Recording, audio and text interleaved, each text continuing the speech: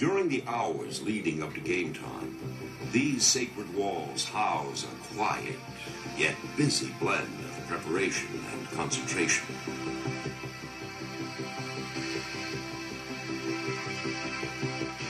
While each locker room may differ in size, all must provide players with a proper atmosphere in which to ready themselves for game day.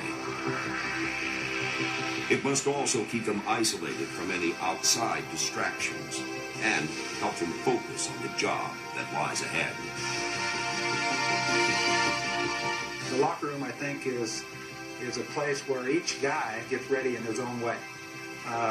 One guy's listening to rap music on the headphones, and another guy is pacing, and another guy's throwing stuff at the equipment guy. Everybody has to have everything right. There's a lot of superstition involved. Guys have to have their socks just right, have to have their chin strap done just so. So it's a lot of mental preparation.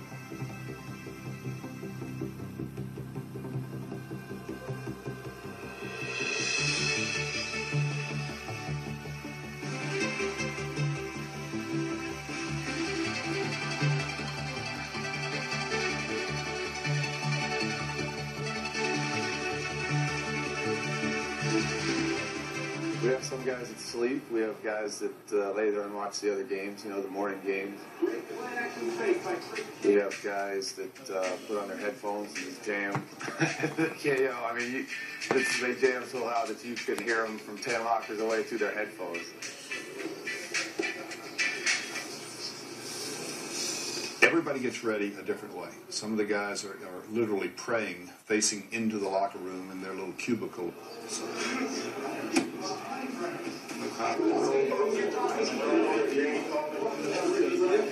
We had one guy threw up before the game. Played for 9 years and still threw up every time before the game. It was like a ritual, you hear the guy in there getting sick. We have guys swearing that never swear. We have guys praying that swear all week long. So it's a fascinating thing to watch. But I think it's got to be relatively serious, a lot of concentration, studying playbooks and scouting reports and things like that, normal amount of talk, and I don't mind a little laughter or something like that, that frivolity, something like that, but to any excess I think is wrong.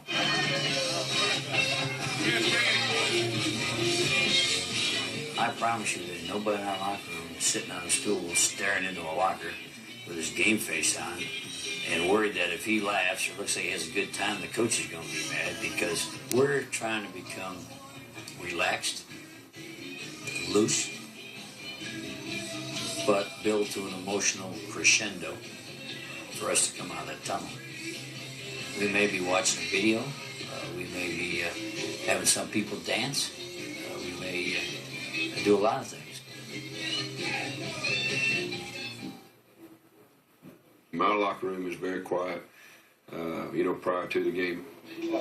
That clock's pretty close. Clock's pretty close. We've got 32, 33 minutes. Clock's right. You can see our guys sitting around concentrating and thinking about the job at hand. Very little talking. Once we come off that field for pregame warm-up, our guys are definitely in a mood of concentrating, thinking about the job that they have in front of them.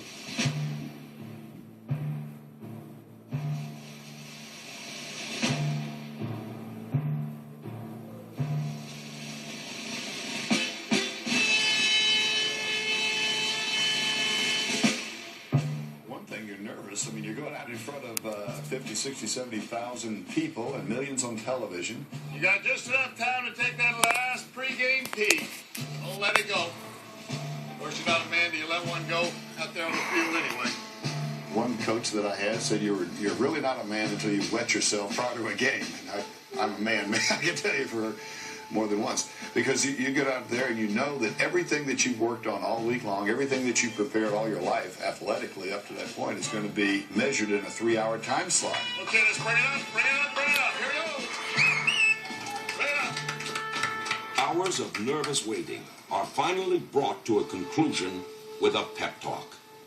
The start of something is always fun. It's always something a little bit special, but it can't be any different than every piece of this puzzle as we put it together all during the season. And no matter what happens out there on that field, no matter what kind of a good play they make. They're a good team. They're going to make some plays. Never give into it. Nobody gives up. Never give up. They're a better football team than they are. Now, we play to our level. They play to their level. We win it.